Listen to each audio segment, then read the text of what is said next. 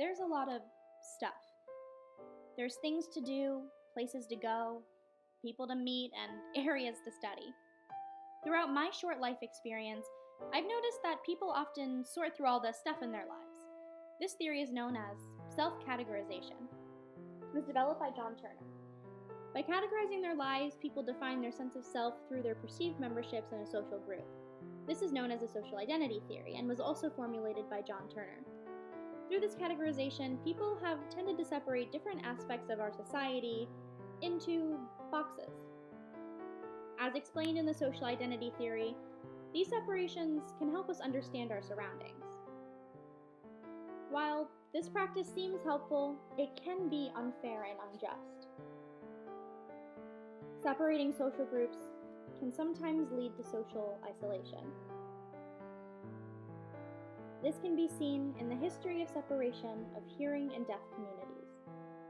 For years, deaf people were taken out of hearing communities and boarded in institutions similar to mental hospitals. Later, there was a large movement for mainstreaming deaf children. While actions like the Americans with Disabilities Act in 1990 have made great strides towards the inclusion of the deaf community into the hearing world, deaf communities still face a lot of segregation.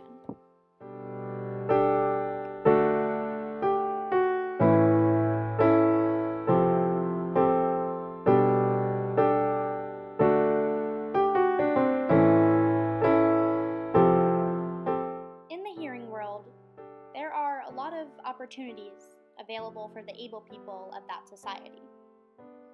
There aren't really that many assumptions about what hearing people can and can't do, regardless of who they are. Hearies don't experience trouble attaining their desired activities or professions. They never really have to prove that they're worthy.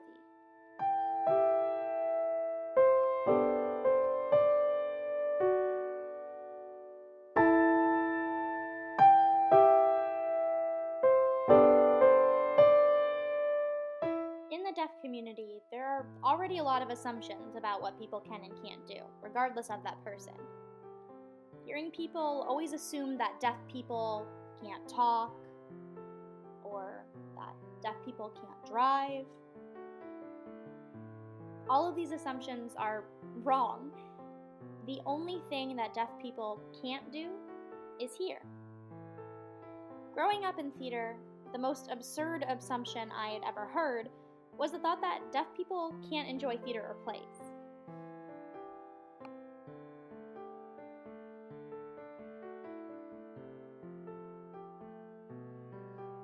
People have said to me, deaf people can't watch a production.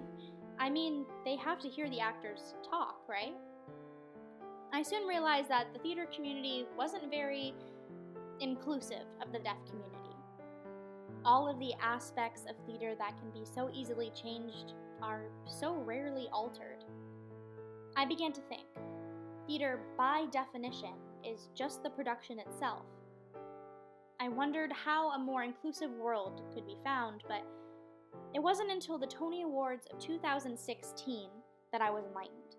Deaf West Theater showed the world that you can incorporate inclusivity in such a beautiful way. Their production of Spring Awakening inspired my love of sign language. After I started learning sign language, I soon made connections in the deaf community. I learned I have a third cousin who is deaf, and at my school I met a friend who also learned sign language. Her name is Rainey. Hi, my name is Rainey.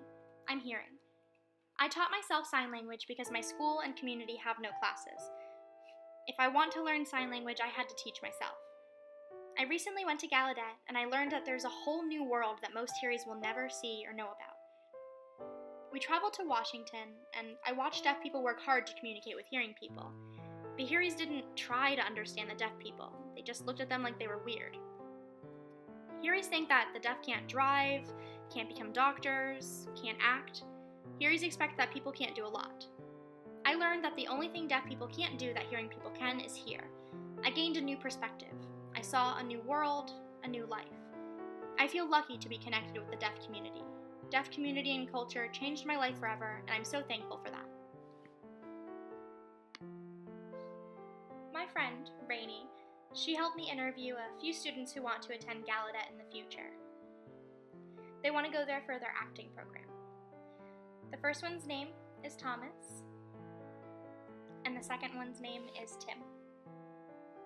Hi, my name is Thomas. I am deaf. I've grown up deaf with my hearing family who talk and don't sign. I grew up signing all the time because I went to a deaf school for a little while, but I dropped out and moved to a hearing school where I signed with an interpreter. My culture and my deaf experience have been the best. Hi, my name is Timothy. I want to talk to you about my experiences in the deaf community. In the deaf community, I always feel connected. I have access to communicate with other deaf friends and always an open mind. But my experience with the hearing world is very limited.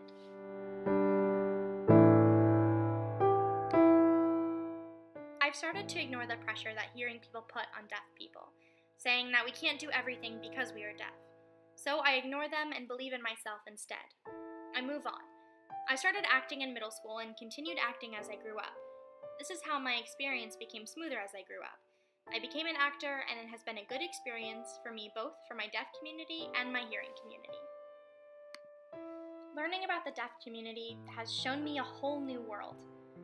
I am forever grateful for theater and sign language. I'm overjoyed that I found a passion in deaf theater. I learned and performed the song Mama Who Bore Me from Spring Awakening. This song is the one that showed me my passion. I'm grateful to perform and educate my community. I'm excited to bring deaf theater to Tulane. Including everyone in theater is something that's very important to me. Please enjoy Mama Who Bore Me from Spring Awakening.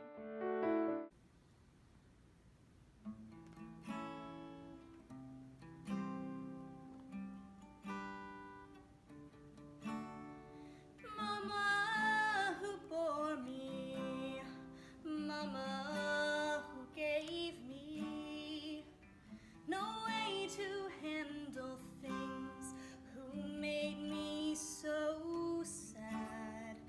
Mama the weeping, Mama the angels, no sleep in heaven, Bethlehem.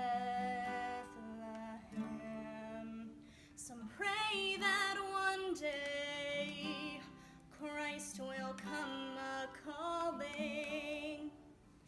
They light a candle and hope that it glows, and some just lie there crying for him to come and find them. But when he